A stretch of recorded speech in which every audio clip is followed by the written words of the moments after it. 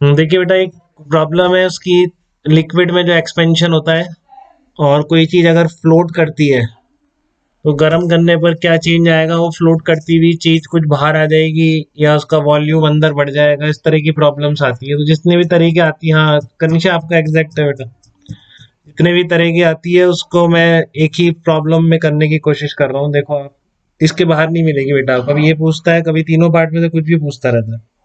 ठीक है, तो आपको आना चाहिए। देखिए, a metal sphere floats on the mercury, the fraction of the volume of sphere submerge in the mercury is small F. तो फ्रैक्शन ऑफ वॉल्यूम की हमने फ्लूइड में बात कर ली थी। Volume inside upon total volume, ये क्या कहलाता है? फ्रैक्शन कहलाता है। Coefficient of volume expansion of metal and mercury, दोनों दे रखे हैं, मेटल का भी दे रखा है, मरकरी का भी दे रखा है आपको। टेम्परेचर आपने डेल्टा थीटा से चेंज किया है। ठीक है, temperature is increase by delta theta. Then find out fraction of the volume of sphere submerged in mercury at this situation. ठीक है, तो आपका सिचुएशन क्या है कि एक आपका इस तरह का लिक्विड है, उसमें आपका स्फीयर फ्लोट कर रहा है। तो अगर आपने इसको गर्म करोगे, टेम्परेचर चेंज करोगे, तो सब चीजें चेंज होंगी बेटा। डेंसिटी भी लिक्विड की चेंज होगी। ठीक है, और आपका ये सॉलिड भी चेंज होगा। इसमें बस कंटेनर का एक्सपेंशन नहीं लिया है मैंने। ठीक है ना, तो इसमें कंटेनर का नहीं लिया है मैंने, लिक्विड का लिया है। क्योंकि कंटेनर का एक्सपेंड हो रहा हो तो भी फर्क नहीं पड़ेगा। ठीक है ना, क्योंकि हमको तो इस पे लगाना है ना फ्लोटिंग कंडीशन। तो हमारे लिए तो लिक्विड की डेंसिटी मैटर कर रही है। ठीक है, लिक्विड की डेंसिटी मैटर कर रही है फ्रैक्शन निकालने में। कंटेनर का एक्सपेंशन हो भी रहा हो तो भी उसका रोल नहीं आना चाहिए। तो सबसे पहला ये पूछ रहा हूँ, find out fraction of the volume sphere submerged in mercury at this situation. Fraction of volume submerged मतलब जैसे पहले आधा भरा था, तब आधे से ज्यादा डूब जाएगा या आधे से कम डूब जाएगा, आधा बाहर रहेगा आधा अंदर रहेगा, इस तरह का आपको बताना है कि fraction of the volume of the sphere submerged in the mercury at this situation. ठीक है, तो मैं डायग्राम बना रहा हूँ, देखते जाइए आप। इधर रख लेते हैं, जरूरत पड़ेगी इसकी।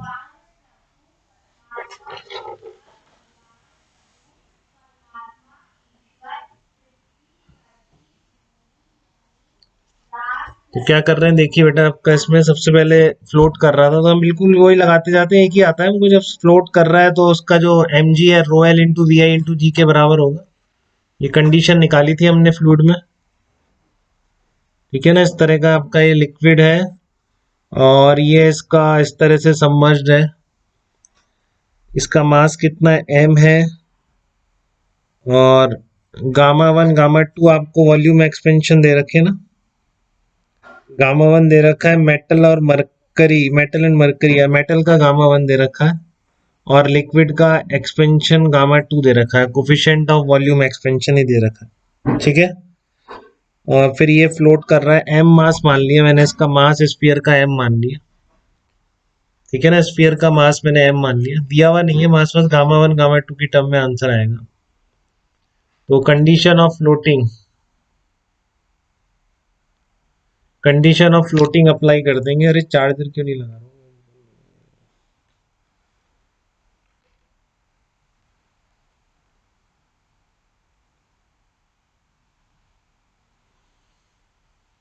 हाँ, तो कंडीशन ऑफ फ्लोटिंग से आप क्या बोलेंगे, M G equal to rho L into V I into G. तो फ्रैक्शन आपको दे रखा है इस इंस्टेंट पे, टोटल वॉल्यूम मान लेते हैं VT. Let mass of sphere equal to M, total volume initially. Volume change हो सकता है, मास चेंज नहीं होगा टेम्परेचर के साथ, बट वॉल्यूम चेंज हो सकता है। तो टोटल वॉल्यूम इनिशियली मैंने वीटी मान लिया है। ठीक है, और आप कह रहे हो कि ये आपका फ्लोट कर रहा है।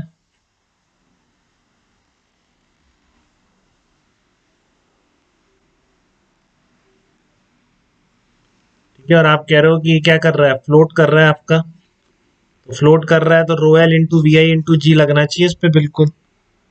ठीक है ना, तो वही लगा रहे हैं। देखिए एम जी है, इनिशियली फ्लोटिंग कंडीशन है। जिसने घर पे पढ़ा है अच्छी तरह, बहुत ही अच्छी तरह समझ आएगा उसको।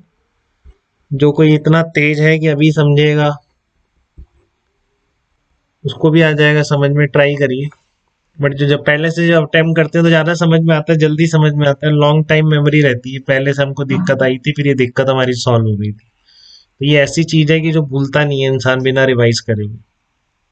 ठीक है, तो सबसे पहले फ्लोटिंग की एक कंडीशन लगा दी मैंने, इनिशियल वॉल्यूम का टोटल वॉल्यूम वीटी मान लिया, मास इसका एम मान लिया। बेटा एक एक चीज जहाँ डाउट है वह तुरंत पूछ लिया करें आप।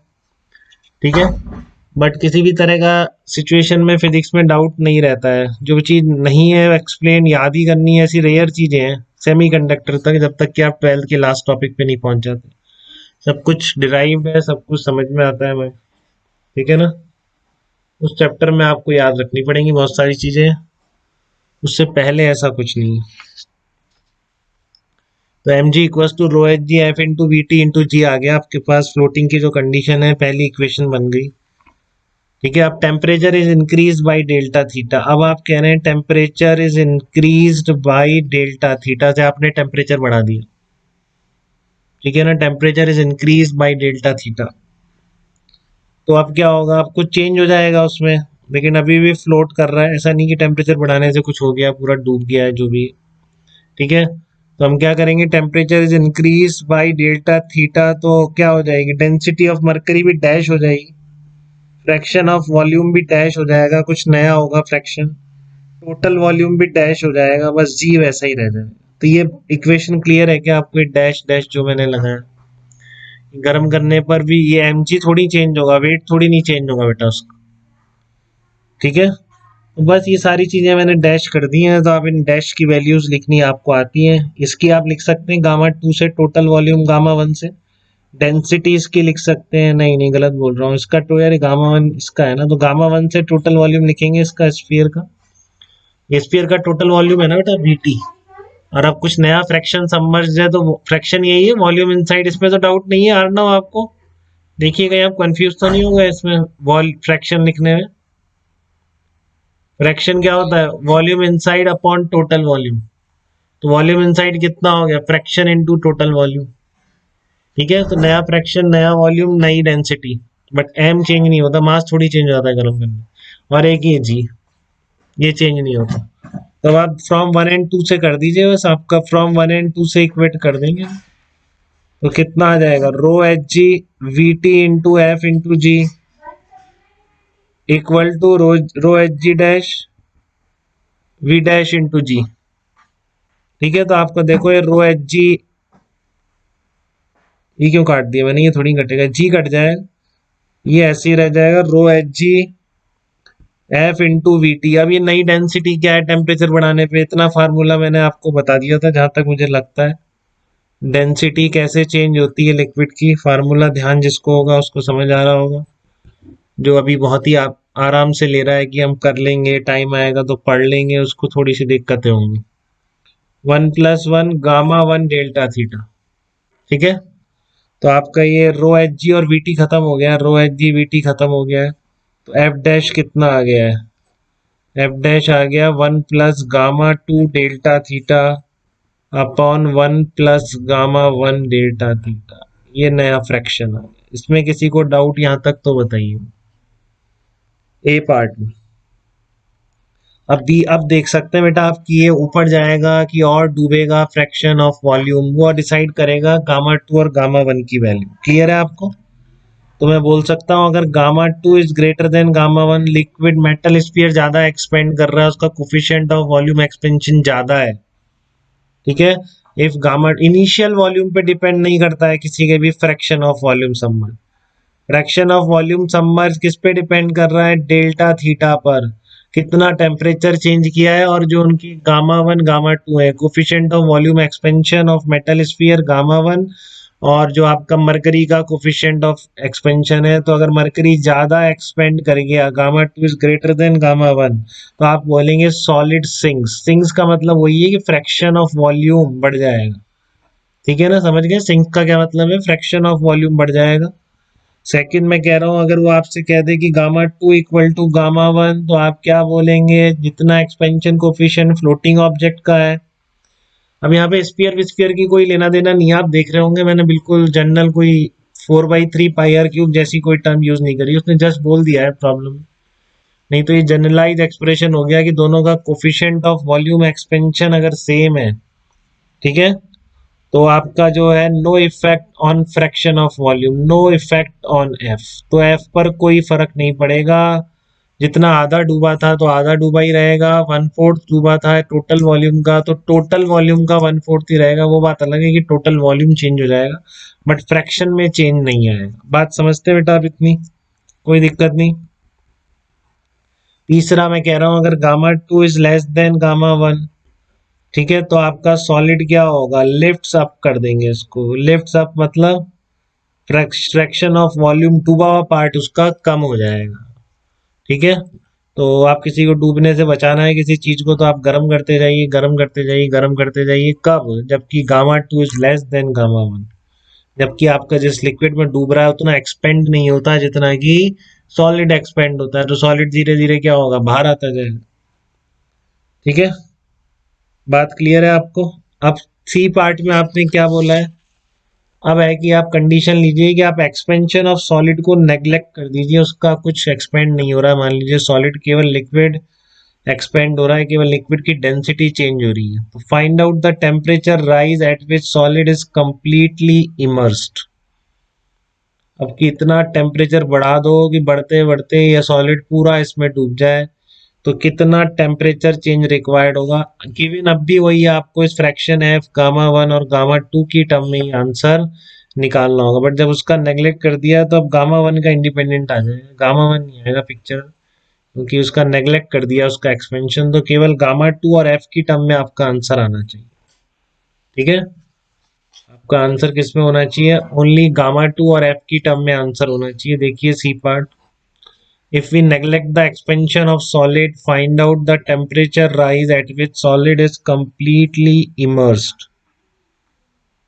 ठीक है, इनिशियली क्या हो रहा है देखो आप, इनिशियली है mg equal to density of mercury